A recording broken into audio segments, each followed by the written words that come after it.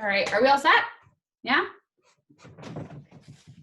So I'll introduce myself, since many of you probably don't know who I am. My name is Vanessa, and I'm one of the environmental educators for EcoMaine. And for those who are not familiar with EcoMaine, we are the company that takes Augusta's recycling, and we also have a waste to energy building for trash. We are located in Portland, Maine, so only about an hour away from folks that live in Augusta. And we do single sort recycling and then waste to energy. So burning trash, making electricity, and then we want to reduce, reuse, and recycle our stuff as well. So this activity is focusing on the recycling part of those 3 R's that we love so much. And we're gonna make recycled paper. So some of you might have done this before, maybe at school, and for some of you, it might be the first time. So I'll go through some of the steps and you're gonna watch me make paper.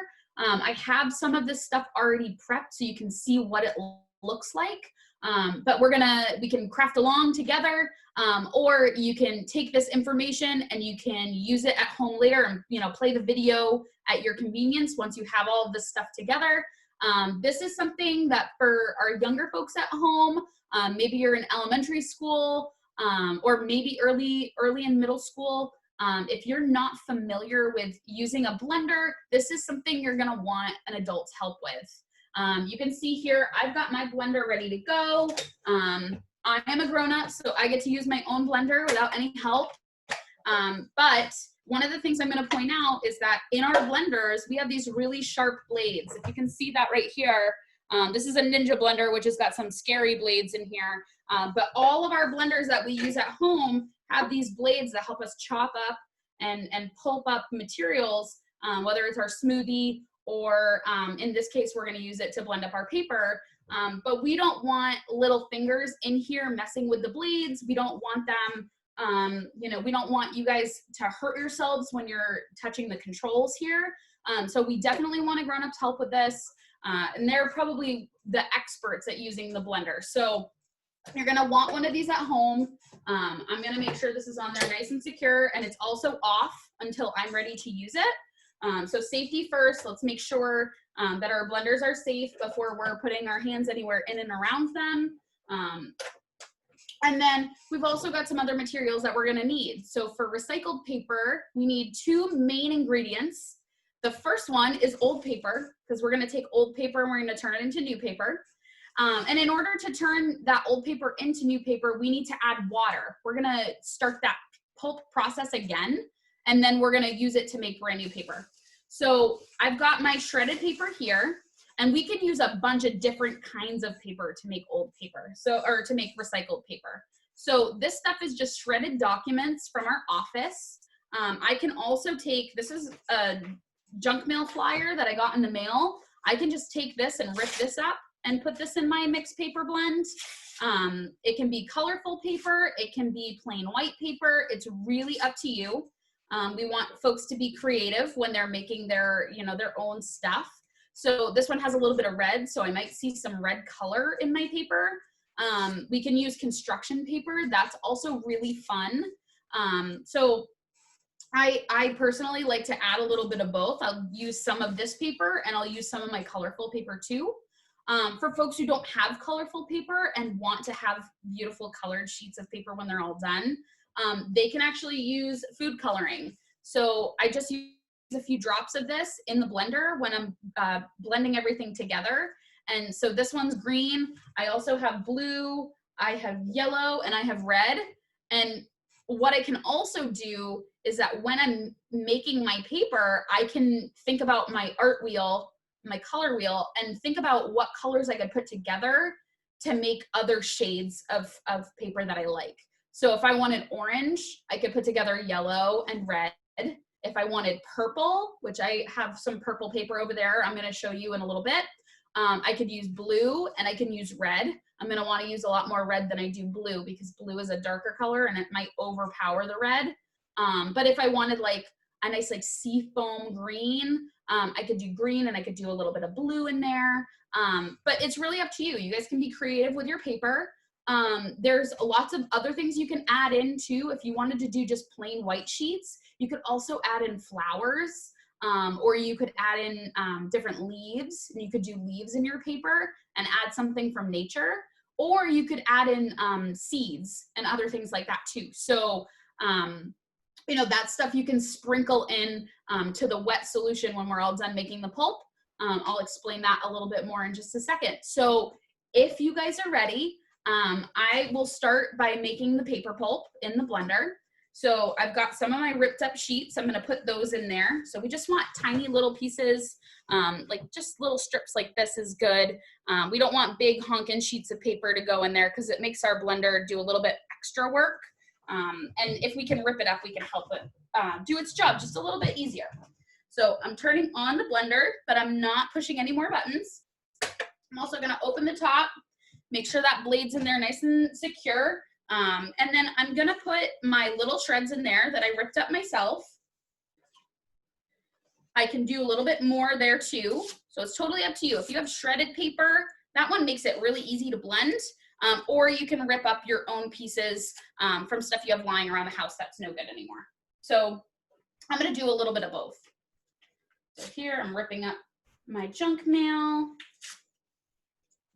So this is good use for junk mail. If you're getting things in the mail that you don't really want or need to read, you can use it to make really awesome handmade paper. And for these sheets, I'm probably going to take these sheets of paper and I'm going to use them to make cards for Father's Day. After they get dry, you can kind of write on them or paint on them. And so I'll probably be using mine to make a Father's Day card, and because that's coming up in a couple weeks. So in here, I'm just going to put maybe like a couple, you know, big handfuls of paper. You can use a measuring cup and just take a big scoop and do a couple of those. Or you can just use your hands. It's really up to you, whatever you prefer. And then we've added the paper. The next thing we need to add, I'll get this out of the way. The next thing we need to add is our water. So I have a lot of water in here. I might not need all this stuff, but it's better to have too much water than not enough water in here. Because if I don't have enough water, it makes my blender work extra hard and it can overheat. So I want to keep this thing blending for a long, long time. So I'm going to add a little extra water, because extra water doesn't hurt my blender, and I can also squeeze all of that out later if I want. We want it to be nice dry paper at the end, so we're gonna do a little bit of pressing to dry out some of the moisture, but it can be extra wet when we start because we don't want to overheat our blender, and we want to give it an easier time blending up our stuff. So that looks pretty good. It's taking a nice bath in there. All the shredded paper is covered in water. And I'm going to put that lid back on. But first, I want to add a little bit of color. So I already have a bath of purple paper pulp over there. That's a tongue twister. And I'm going to try a different color. I think I'm going to go with maybe an orange. So I'll do a few drops of yellow. And we can play around with this. Like I can start blending it. And if that color doesn't look quite right, I can add some more food coloring after too and just make sure that it's the color that I want. So a little bit of yellow in here. I'm going to put a couple drops of red so that I can get that orange color that I want. I'm going to close that lid, make sure it's on there nice and secure. And then I'm just going to pulse this so I can watch it and make sure that when it looks right to me, that's how I know that it's done. It kind of looks like soggy cold oatmeal when it's all done. So that's kind of what you're looking for to know that your paper is all blended up the right way. So I'm going to pulse this for just a couple seconds at a time.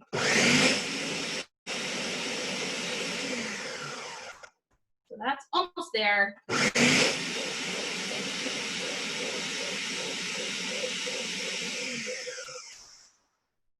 All right, and that one looks really good. So it's the color I want. It looks nice and blended really well. I'm going to take that lid and put it off to the side. I'm going to turn off the blender so I don't hurt my fingers accidentally. And I'm going to take that blade out so I can pour this stuff without it biting my fingers. And I'm going to take that off. And there's my paper pulp. I'm actually gonna, yeah, I'll do 2 different techniques here. So there's some of my paper pulp. And then I've also got some other paper pulp over here. This one's purple and it's in kind of a bath. I did a lot of extra water in that one so that I could show you 2 different ways to make paper. So the first way, and this is the way that we've been doing for a long, long time, and I'm just trying to play out with some new recipes to make recycled paper. So we're gonna try 2 different ways, and you can try both at home or you can try one or the other. It's totally up to you. But here's one of my screens to help me make my paper. I know that Miss Rachel, when she shared this event, she gave people a list of materials that we use, and I'm gonna show you this one a little bit up close. So this is a wooden frame. And on this wooden frame, we have a metal screen that's been stapled here. And to protect our hands, we covered it in tape so that when we're pressing out the moisture on the paper, we don't hurt our fingers on the staples and the metal edges because those can be really sharp. So this frame, we kind of handmade that together. So that's one strategy. We can make the frames this way, or we can make the frames using embroidery hoops. So this right here, I got at a craft store for like 99 cents. It's a wooden hoop. And then I actually was able to find some tulle lying around. This is the stuff that they use to make like tutu skirts. So this stuff I found in my house, but you can also get it for really cheap at the craft stores.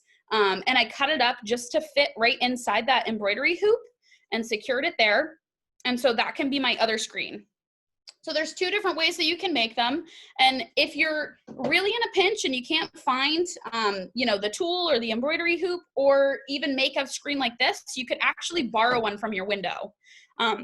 One thing to keep in mind if you're going to borrow one from your window is that you're going to want to wash them really well, because those screens get really dirty after you've used them a couple times. So these ones you can kind of see, like I've got some paper pulp stuck in here. So you're going to want to hose it down if you're borrowing your window screen. So just a few options on how to make those. So I will show you first how to make paper using one of these screens. So I'll show you over here. We're gonna go over the bucket because we don't want this water. There's a bunch of water in this pulp. We don't want that to end up all over the table. So first thing I'm gonna do is I'm gonna pour my orange paper mix on top of that screen. And I want to make sure I stay right on that rectangle. I might bring this up a little bit closer just so you can see it a little bit better. I want to get a good angle on that. So I'm pouring here. You can kind of see the water is dripping through the screen and into my bucket, which is why I have that to catch that water. And basically, I'm going to hold one hand underneath to keep it sturdy and one hand on top, and I'm going to press out the water. So I'm just gently pressing. I don't want to rip my paper when I'm all done. This one came out to be kind of an interesting color. It's a little bit lighter than that orange that we're seeing in the water. And it's also got those little flakes of red from that junk mail that I ripped up. So I'm squeezing that water out. I'm giving it really good presses to dry that paper. Whoop. I don't want to rip it, but if it's wet, it's really easy to fix. So if you do end up ripping the paper, you can put it, put that pulp right back where it left the hole, and you can fix it up really nicely. It's harder to do when it's wet or when it's dry. So if you can fix any tears while they're wet, that's the best way to go. This is looking pretty dry. And what you could do here too is you could use a cloth to help you. You could put like a cotton cloth on top and you could use that to help you press out the moisture. It also can smooth the paper out a little bit, or you can do it with your hands and then it kind of leaves these little like handprint little textures in your paper, which is kind of cool. Since it's homemade, you want it to look a little bit homemade. And so this is pretty dry. It's not letting out any more water when I squeeze it. This is what that's gonna look like. And then so in order to reuse the screen again for another piece of paper, I'm gonna transfer this onto a sheet of cardboard. So this is one I've already used, you can kind of see, but it's dry. And this is gonna help me dry my sheet of paper. So I put one on top of the screen and then I flip it over. I make sure that it lets go from the metal part. And then whoop, we're gonna transfer it onto that cardboard. And there it is. If you've got more than one kiddo at home that's making paper, you might want to write your name on that cardboard so that we know it's yours. And these might take anywhere from 1 to 2 days to dry totally full. The ones that I had made yesterday are dry today because I left them in a nice dry sunny spot. You can also leave them outside if the weather is nice and they'll dry up a little bit faster, especially in the summertime when it's really hot outside. Think about drying a towel. It's very similar to drying a towel. So these guys take 1 to 2 days to dry all the way full. You can smooth this out now that it's wet. You can try to like maybe use a roller to smooth out all of those little edges. And then when it's dry, you can also cut the paper as well. I've heard that folks have tried ironing their sheets of paper and that also works. So you can kind of play around with different things and see what works best for you. So this is one example. And now I'm going to show you another example of how we can make paper. And I'm going to do that with my purple sheets. So this one I'm going to put off in a safe spot to let it dry for a couple days, and then I can have that to use as a card. And then I'm going to show you on one of these hoops another strategy that we can use to make paper. So this one, I can actually remove the frame and I can keep the screen separate. So I'm going to show you how that works. And basically, let's see if I can get a little bit closer to you guys.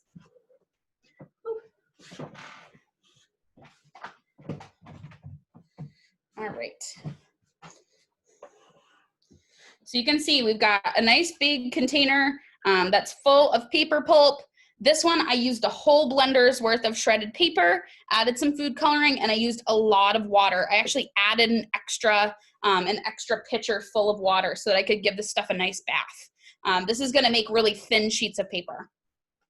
So this one, I'm going to just kind of give this one a little bath. I'm going to submerge it in the water, and then I'm going to pull my screen up. And you can kind of see it's full of purple pulp right in here. So this one is a little bit of a different strategy. And you can choose whichever one works better for you. It's totally up to you. It's your creation. I'm just cleaning up the edges a little bit. And for this one to dry, I'm going to do a couple different things. So the first thing is I'm going to keep the paper on that screen. I can push out a little bit of the moisture, but I also don't want to rip my paper here. So for this one, I'm actually going to take it off that hoop and I'm going to use a cotton cloth to help me dry this sheet. So let's get that going. So here's my cloth. I'm reusing these ones from yesterday. I used these to help me dry paper yesterday too. So I'm gonna take that and put that on the cloth, whoop, right on the bottom. And that's gonna absorb some of that moisture. It also helps me smooth the paper too because the cloth is really smooth. So it's gonna help me prevent any of that texture from going onto the paper after it's dry. So I'm gonna unscrew my embroidery hoop and I can take off one of the parts there and it's gonna leave the screen behind. So there's one part. Here's the other part that helped me keep my shape. So I've got some circular paper and I've got some square paper over there too. So this one, I'm gonna let that sit for just a moment. I'm gonna let the moisture kind of sink out into that cloth. And I can also, let's move that out of the way.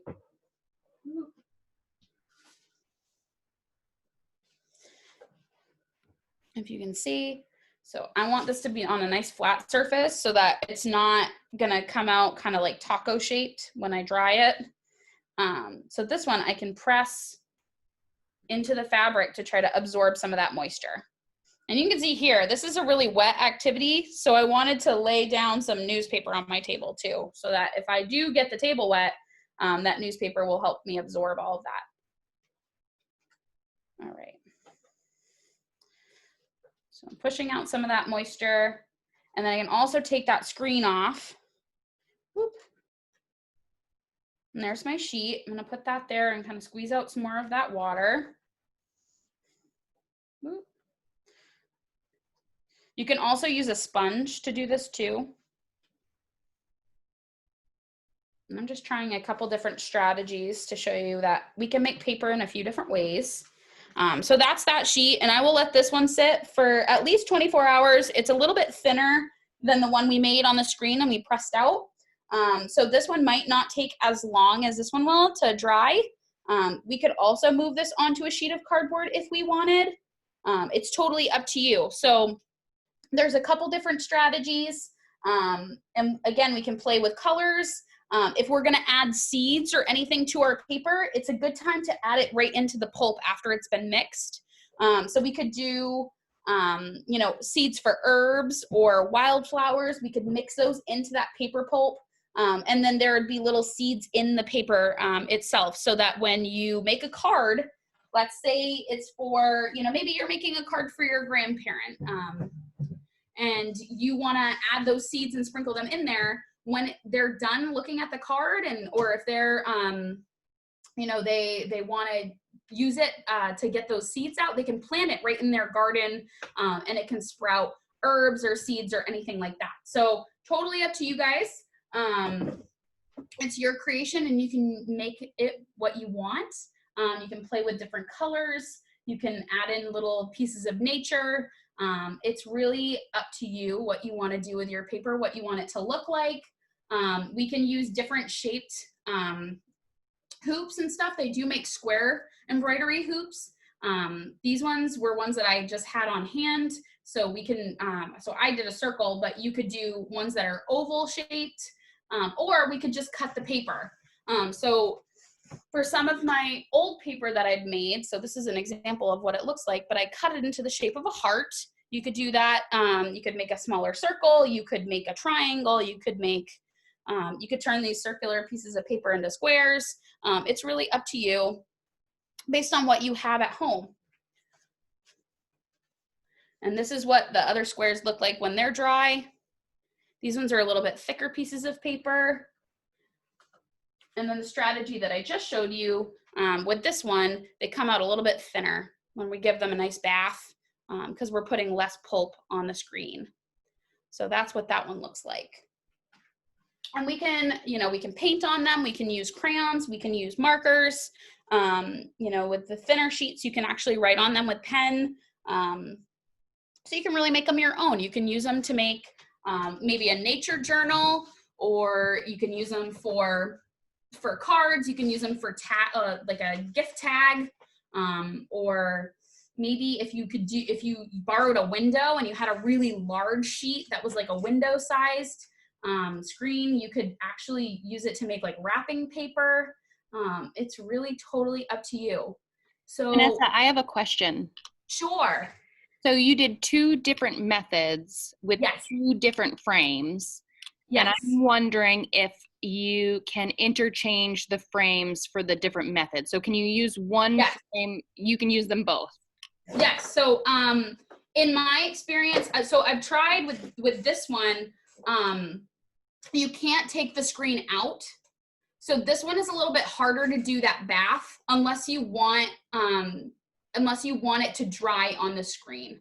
So that's one of the challenges that I've seen right now. But that's because this is a pretty new experiment. So if I had a hoop like this that was the shape of a square, it would be much easier to do that bath, because then I could take off the hoop. But I can still use the hoop to make the paper. Let's see if I can.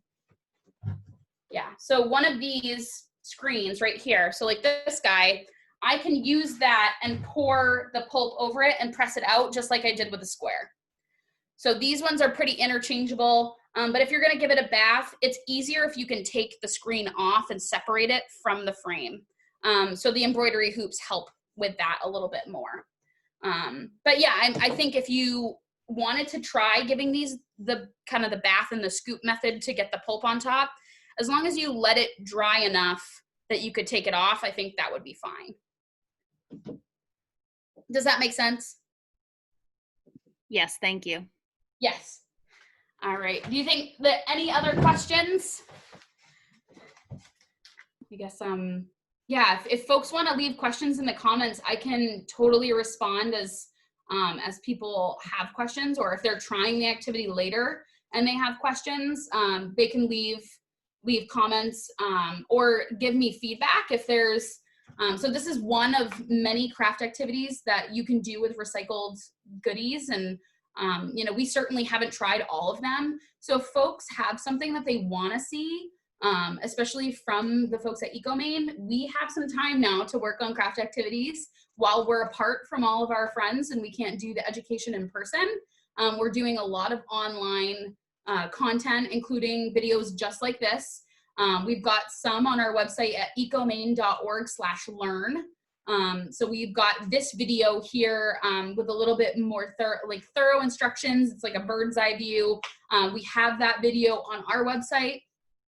We also have other craft activities like how to make a bird feeder out of milk jugs, or how to repurpose you know, paper scraps in your house for a weaving craft. So some pieces of art that you can make in your house. And we'd love to hear feedback from folks just like you. So if you have any suggestions on craft activities you'd like to see us try, that are using recycled goodies to make brand new things, we want to keep that stuff out of the trash, and we'd love to hear your feedback. Coming soon, I think we're going to be working on a couple of videos. One is for making plastic yarn out of plastic bags. Right now, especially, we've been hearing a lot of folks talking about, you know, they're getting a lot of plastic bags from the grocery stores. They can't bring their own reusable bags because of safety concerns. So we want to offer you guys some strategies to reduce, reuse, and recycle those plastic bags. So we're gonna make some plastic yarn with folks, and we can show you how you could use that in crocheting. So that's one example. We're also looking at using food waste to make colorful dyes to make tie-dye t-shirts, or we could add those dyes into our paper pulp mix, and we could dye our paper with avocado pits, or, you know, other types, you know, beet juice, that kind of stuff. So really cool little craft ideas, but we want to hear from you. What would be a good craft that you would like to participate in, that uses recycled goods or old trash? We'd love to hear from you. So leave some comments, let us know what you think. And let us know if you have any challenges in making these activities. You know, what are questions that you have, and how can we help you do this stuff at home while you're at home with family? So thank you so much. Yeah, thank you. Any other questions, Rachel? I don't think so. We'll have the video on our Facebook page and our YouTube page. So any questions you can post there, and we'll get them to Vanessa to be answered. Perfect. Thank you guys so much. Thanks for watching, and let us know what you think. Yeah, leave us some comments. It's good to hear from you. Thanks, Vanessa.